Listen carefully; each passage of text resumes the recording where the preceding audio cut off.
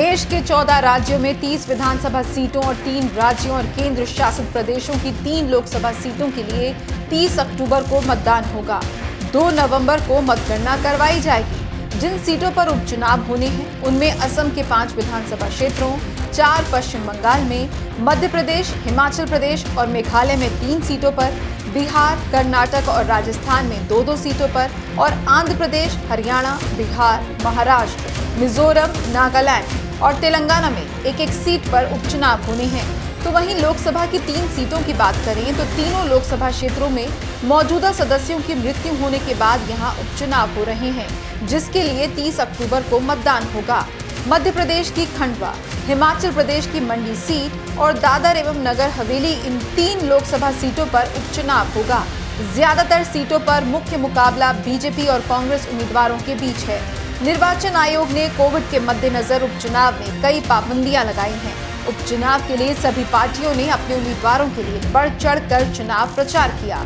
चुनाव प्रचार का शोर बुधवार शाम को समाप्त हो गया। अब देखना होगा कि 2 नवंबर को नतीजे किसके पक्ष में आएंगे।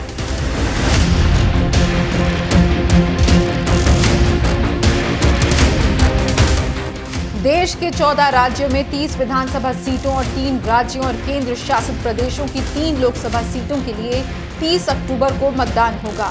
2 नवंबर को मतगणना करवाई जाएगी। जिन सीटों पर उपचुनाव होने हैं उनमें असम के 5 विधानसभा क्षेत्रों, 4 पश्चिम बंगाल में, मध्य प्रदेश, हिमाचल प्रदेश और मेघालय में 3 सीटों पर, बिहार, कर्नाटक और राजस्थान में 2-2 सीटों पर और आंध्र प्रदेश, हरियाणा, बिहार, महाराष्ट्र, मिजोरम, नागालैंड और तेलंगाना में एक-एक सीट पर उपचुनाव होने हैं।